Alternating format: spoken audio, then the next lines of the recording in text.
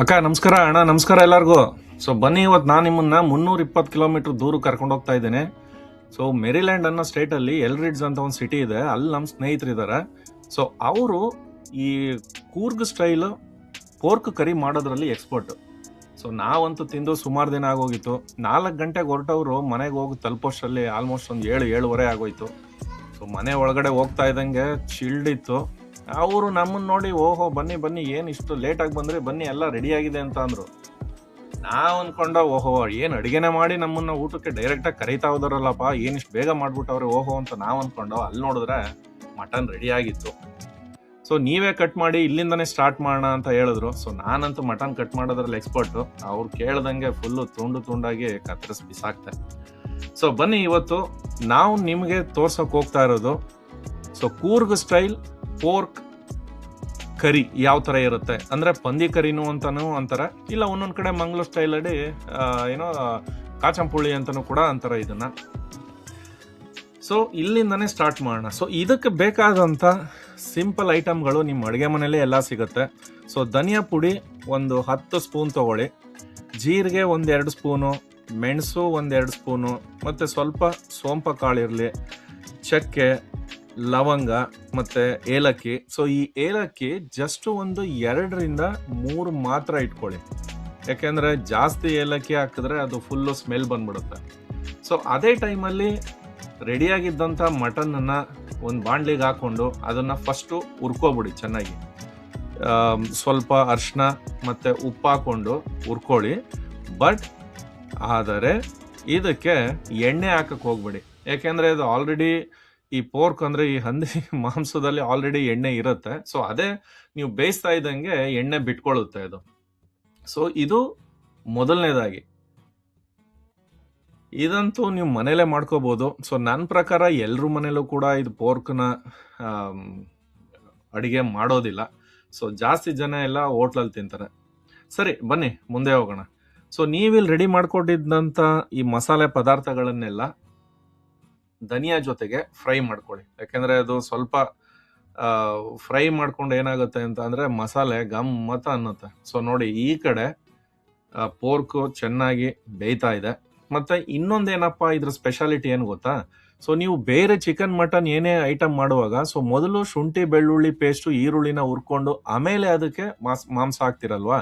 But ಇಲ್ಲಿ ಸ್ವಲ್ಪ ಉಲ್ಟಾ ಟ್ರೈ ಮಾಡಿ. ಸೊ ಮೊದಲು ಮಾಂಸನ ಉಪ್ಪು ಮತ್ತೆ ಅರಿಶಿನ ಜೊತೆ ಹಾಕೊಂಡು ಫ್ರೈ ಮಾಡಿಕೊಂಡು ಆಮೇಲೆ ಈರುಳ್ಳಿ, ಶುಂಠಿ ಬೆಳ್ಳುಳ್ಳಿ ಪೇಸ್ಟು ಮತ್ತೆ ಜಜ್ಜಿರೋ ಹಸಿರು ಮೆಣಸಿನಕಾಯಿ ಅದನ್ನ ಮಿಕ್ಸ್ ಮಾಡಿಕೊಂಡು ಚೆನ್ನಾಗಿ ಕುದಿಸಿ ಲೋ ಫ್ಲೇಮಲ್ಲಿ. ಸೊ ಒಂದು 10-15 ನಿಮಿಷ ಇದು ಚೆನ್ನಾಗಿ ಬೇಯ್ಬೇಕಿದು. ಸೊ ಅದು ಬೇಯ್ತಾ ಇದ್ದಂಗೆ ಈ ಕಡೆ ಎಲ್ಲ ಫ್ರೈ ಮಾಡ್ಕೊಂಡು ಹುರ್ಕೊಂಡಿದ್ರಲ್ಲ ಮಸಾಲ, ಅದನ್ನ ಗ್ರೈಂಡ್ ಮಾಡ್ಕೊಳ್ಳಿ. ಸೊ ಗ್ರೈಂಡ್ ಮಾಡ್ಕೊಂಡಿದ್ದಂಥ ಮಸಾಲಾನ ಒಂದು ಅರ್ಧ, ಸೊ ಒಂದು ನೋಡಿ ಅದರಲ್ಲಿ ಒಂದು 3/4 ಬೋಸಿ ಆಗಿದೆ ಅಲ್ವಾ. ಸೊ ಮೊದಲು ಅದನ್ನ ಅರ್ಧ ಹಾಕೊಳ್ಳಿ. ಸೊ ಅರ್ಧ ಹಾಕೊಂಡು ಒಂದು 10-15 ನಿಮಿಷ ಪುನಃ ಚೆನ್ನಾಗಿ ಫ್ರೈ ಮಾಡ್ಕೊಳ್ಳಿ. ಸೊ ಇವಾಗ ಏನಪ್ಪ ಆಗುತ್ತೆ ಅಂತ ಅಂದ್ರೆ, ಅದು ಆಲ್ರೆಡಿ ಒಂಥರ ನೀರ್ ತರ ಎಣ್ಣೆ ತರ ಎಲ್ಲ ಬಿಟ್ಕೊಂಡಿರುತ್ತಲ್ಲ. ಸೊ ಮೊದಲು ಒಂದ್ ಸ್ವಲ್ಪ ಮಸಾಲೆ ಹಾಕಿ ಟ್ರೈ ಮಾಡಿದ್ರೆ ಅದು ಚೆನ್ನಾಗಿ ಉಪ್ಪು ಖಾರ ಎಲ್ಲ ಹಿಡಿಯುತ್ತೆ. ಸೊ ಆಮೇಲೆ ಇನ್ನೊಂದು 10-15 ನಿಮಿಷ ಬೇಯಿಸ್ಕೊಂಡಾದ್ಮೇಲೆ ಆ ಉಳ್ಕೊಂಡಿರೋ ಮಸಾಲೆನೂ ಹಾಕಿ ಒಂದು ಮಿಡ್ಲ್ ರೇಂಜ್ ಫ್ಲೇಮಲ್ಲಿ ಒಂದು 15-20 ನಿಮಿಷ ಚೆನ್ನಾಗಿ ಬೇಯಿಸ್ಕೊಳ್ಳಿ. ಸೊ ಅದು ಆ ಕಡೆ ಬೇಯ್ತಾ ಇದ್ದಂಗೆ ಇದಕ್ಕೆ ಒಳ್ಳೆ ಕಾಂಬಿನೇಷನ್ ಏನಪ್ಪಾ ಅಂದ್ರೆ, ಒಂದು ಚಪಾತಿ ಇಲ್ಲ ಅಂತ ಅಂದ್ರೆ ಅಕ್ಕಿ ರೊಟ್ಟಿ. ಸೊ ಬ್ಯಾಚುಲರ್ಗಳಿಗಂತೂ ಇದಂತೂ ಸ್ವರ್ಗ, ಯಾಕೆಂದ್ರೆ ನಾನ್ ಬ್ಯಾಚುಲರ್ ಆಗಿದ್ದಾಗ ಅಂತೂ ಇದನ್ನ ಸುಮಾರು ಸರಿ ನಾವೇ ಮಾಡ್ತಾ ಇದ್ವಿ. ನೋಡಿ ಆಲ್ರೆಡಿ ರೆಡಿ ಆಯ್ತು. ಸೊ ಇನ್ನೊಂದು ಸೈಡ್ ಅಲ್ಲಿ ತಂದೂರಿ ಚಿಕನ್ ಕೂಡ ಆಲ್ರೆಡಿ ರೆಡಿ ಆಗಿತ್ತು. ನಮಗಂತೂ ನೋಡ್ತಾ ಇದ್ದಂಗೆನೆ ಸ್ವರ್ಗ ಪಕ್ಕದಲ್ಲೇ ಪಾಸ್ ಆದಂಗಿತ್ತು. ಸರಿ ಇನ್ನೇನು, ಎಲ್ಲಾರು ಊಟ ಮಾಡೋ ಸಮಯ. ಮಕ್ಕಳು ಕೂಡ ಎಷ್ಟೊತ್ತಾಗುತ್ತೆ ಅಂತ ಕಾಯ್ತಾ ಇದ್ರು, ಯಾಕೆಂದ್ರೆ ಆಲ್ರೆಡಿ 10-11 ಗಂಟೆ ಆಗೋಗ್ಬಿಟ್ಟಿತ್ತು. ನೋಡಿ ಈಗಂತೂ ಎಲ್ರು ಮುಂದೆ ತಟ್ಟೆ ಹಾಕೊಂಡು ಕೂತ್ಕೊಂಡ್ರೆ ಆಹಾ ಸ್ವರ್ಗಕ್ಕಂತೂ 3 ಗೇಣು ಕಣ್ರಿ. ಬನ್ನಿ ಬಾರ್ಸೋಣ. ಸೊ ಎಲ್ಲ ತಿಂದು ತಟ್ಟೆ ಎತ್ತುವಷ್ಟರಲ್ಲಿ ಒಂದು 12-12:30 ಸಮಯ ಆಗಿ ಹೋಗಿತ್ತು.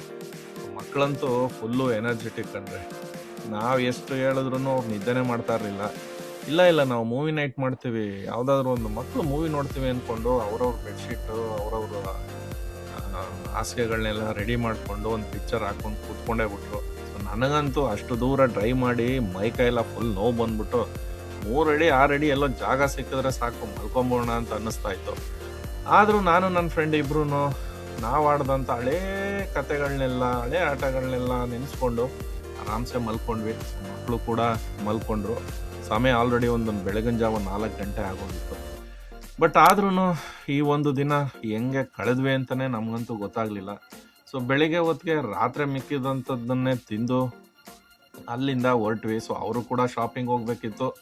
ಸೊ ನಾವು ಕೂಡ ಶಾಪಿಂಗ್ ಎಲ್ಲ ಮಾಡಿಕೊಂಡು ಒಂದು 12 ಗಂಟೆಗೆ ಅಲ್ಲಿಂದ ಹೊರಟು ಸಂಜೆ ಒಂದು 4 ಗಂಟೆಗೆ ಬಂದು ಮನೆ ತಲುಪಿದ್ವಿ.